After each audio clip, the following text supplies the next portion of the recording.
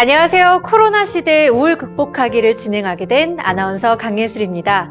코로나 우울, 코로나19가 장기화되면서 마음 건강에 대한 관심이 높아졌습니다. 국민 5명 중 1명이 우울 위험군으로 짙어진 코로나 우울. 이 코로나 우울의 심각성에 대해서 먼저 화면으로 만나보도록 하겠습니다.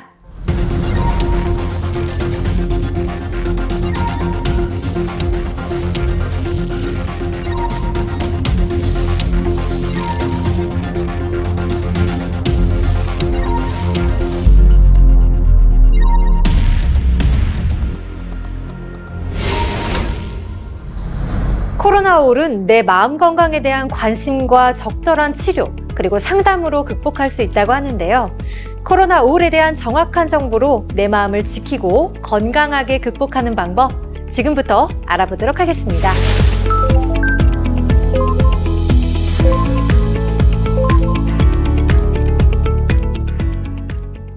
네, 오늘 코로나 우울에 대한 전문적인 설명을 위해 정신건강 전문의를 모셨습니다. 인천광역 정신건강복지센터 센터장이자 가천대학교 길병원에서 근무하고 계신 나경세 교수님이십니다.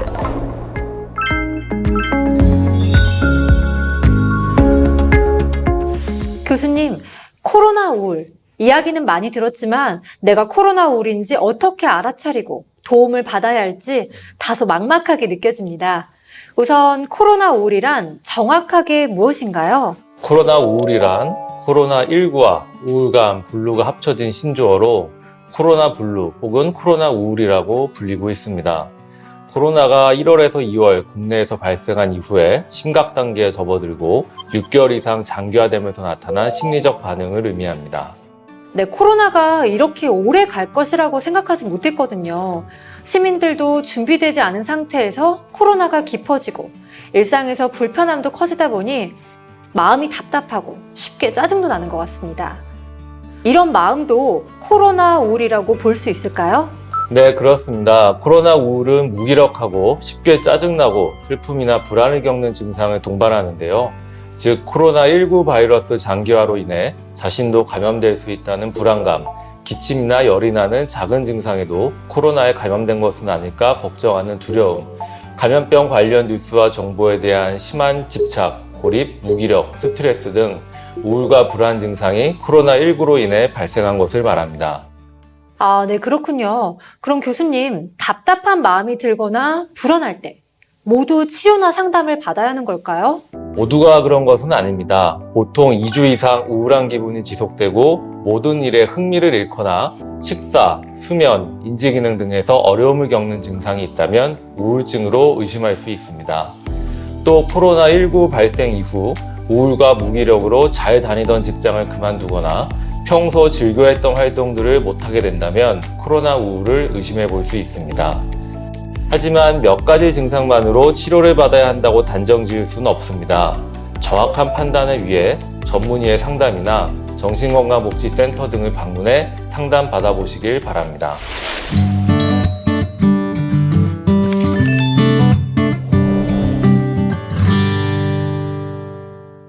이번 코너는 시민의 목소리를 통해 궁금증을 해결하는 코로나 우울, 궁금한 마음으로입니다. 코로나 우울에 대한 관심이 높아지면서 궁금한 내용도 많았는데요. 그중 가장 많이 질문하셨던 사연으로 준비해봤습니다. 첫 번째 사연입니다.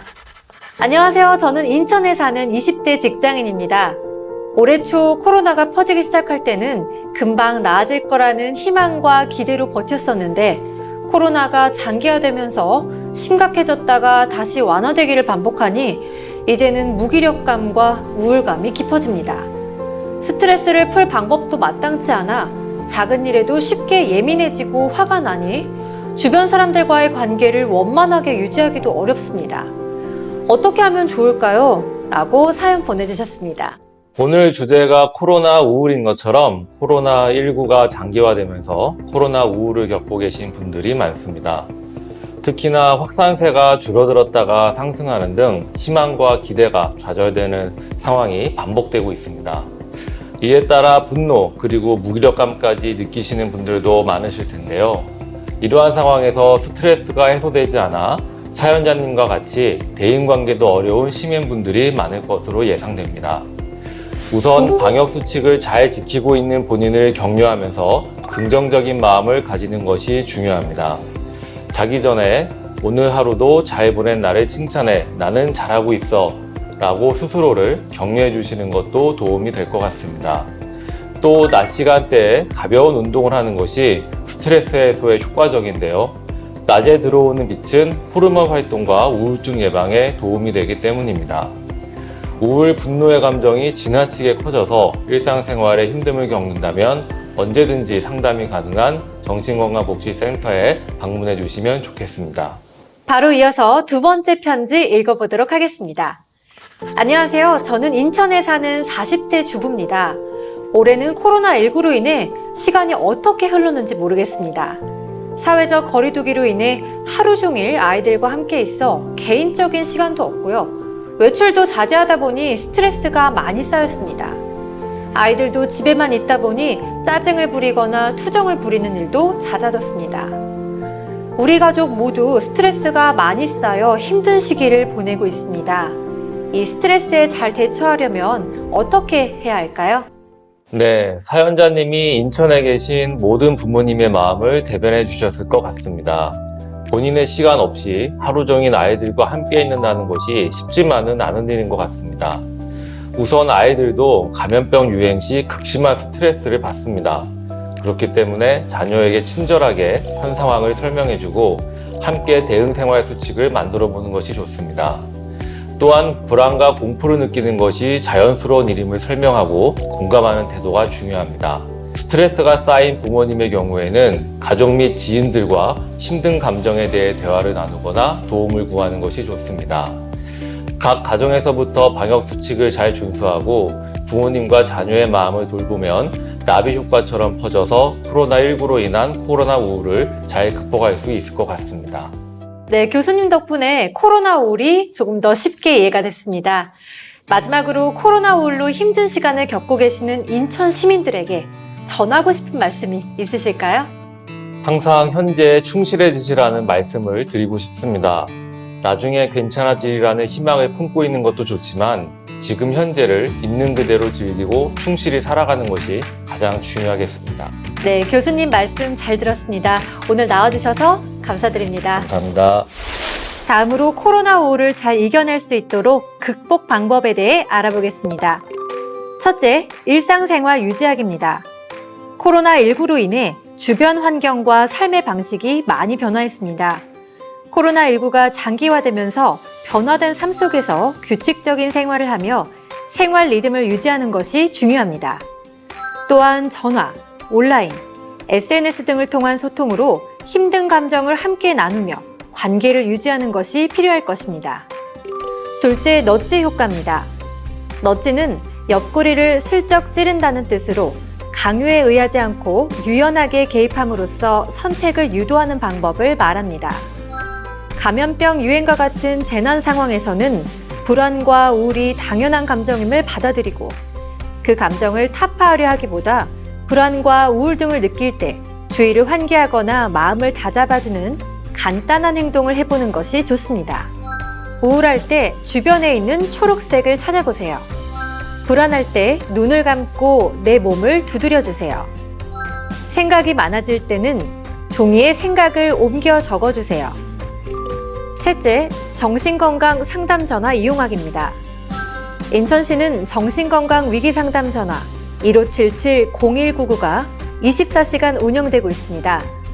코로나19로 인한 우울감 및 그 외 정신건강 문제로 어려움을 겪고 있는 분들을 위해 운영되고 있으니 코로나 우울로 힘든 시간을 겪고 있다면 정신건강 위기상담 전화를 이용해 주시기 바랍니다.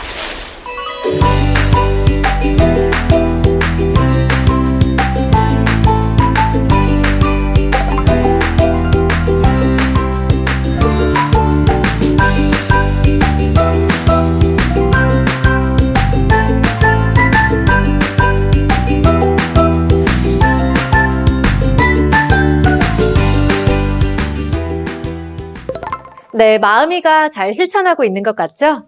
여러분 모두 마음이처럼 코로나 우울을 극복하기 위해 함께 실천해 주시기 바랍니다. 지금까지 코로나 시대 우울 극복하기를 주제로 코로나 우울에 대해 알아봤습니다. 내가 소중한 만큼 앞으로 여러분 스스로 마음의 상태를 체크하고 또 마음의 소리에 귀 기울여 주시길 바라겠습니다. 마지막으로 인천 관내에는 각 군구별로 정신건강복지센터가 운영되고 있습니다. 코로나 우울로 일상생활에 어려움을 느끼신다면 정신건강복지센터에 전화와 방문을 통해 도움받으실 수 있습니다. 혹시 센터에 방문할 여건이 안 되거나 시간 조정이 어려울 때는 1577-0199 정신건강 위기상담 전화를 통해 24시간 상담을 받을 수 있으므로 마음이 불편할 경우 주저하지 말고 꼭 도움받아 건강한 마음으로 함께하는 일상이 되길 바라겠습니다. 감사합니다.